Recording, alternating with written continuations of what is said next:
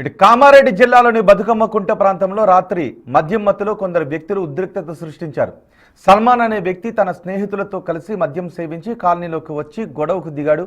స్థానికులు వారిని అడ్డుకునే ప్రయత్నం చేశారు. దీంతో ఆగ్రహానికి గురైన సల్మాన్ బ్యాచ్ కాలనీలో పార్క్ చేసి ఉన్న 2 ఆటోలు, ఒక బైక్తో పాటు పలు ఎలక్ట్రికల్ రీడింగ్ మీటర్లను తీవ్రంగా ధ్వంసం చేశారు.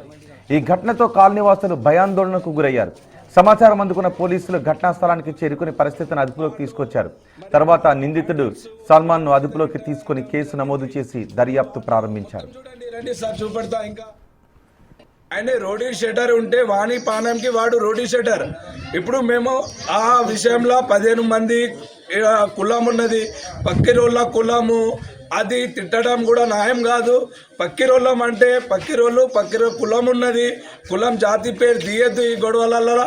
ఎందుకంటే ఏ పర్సనల్ మ్యాటర్ ఉన్నది అదే మ్యాటర్కి రావాలి ఆయన. ఎందుకంటే ఆయన రోడీ షెటర్ అని కత్తిలు తీసి చంపేస్తా, మర్డర్ చేస్తా అంటే 4 మంది లేకపోతే నా పానం పోయేది ఇలా. ఎందుకంటే చర్య కఠినంగా సల్మాన్ మీద తీసుకోవాలని నేను కోరుకుంటున్నా. అది సల్మాన్ మీద కేసు కాకపోతే రేపు ఎవరన్నా గల్లీలలో పానం పోవచ్చు, ఏమన్నా కావచ్చు గల్లీలో. ఇప్పుడు రెంట్కి ఉంటున్నామంటే రెంట్కి ఉండడం కాదు, 10 మంది గల్లీలో సుబుతున్నారు. ఎందుకంటే కత్తితోని పొడవడానికి వచ్చిన ప్రూఫ్ ఉన్నది. ఈ కత్తితోని వచ్చింది నాకు, నా భార్యకు 15 మంది రోడ్డు షటర్ తీసుకొచ్చింది నైట్లో ఒకటికి. నేను నా భార్య ఎట్లా ఉండే నైట్లో నేను చచ్చిపోతుండే, నేను తలుపు తీయలే, మొత్తం బండతోని రాళ్ళతోని మొత్తం లోపల వేసిండు. 15 మంది వచ్చి నా ఆటో నాకు మొత్తం నుక్సాన్ చేసిండు. నాకు ఇన్సాఫ్ కావాలి. నాకు డిఎస్పీ కానీ, కలెక్టర్ కానీ, సీఎం ఎమ్మెల్యే కానీ, ఎస్పీ కానీ నాకు ఇన్సాఫ్ కావాలి. కామారెడ్డిలా ఈ గల్లీలో వాడు ఉండద్దు. ఊకే ఏమంటాడు, నేను రోడీ షట్టర్ అని ఈ కత్తితోని ఊకే మా మీద తగ్గుతాడు.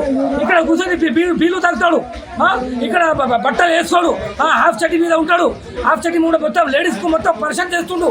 రోజు డైలీ కిరికిరి గల్లీ మీద, ఈ గల్లీలో రోజు తీసుకొస్తుడు. మొత్తం చూడండి, రండి సార్ చూపెడతా.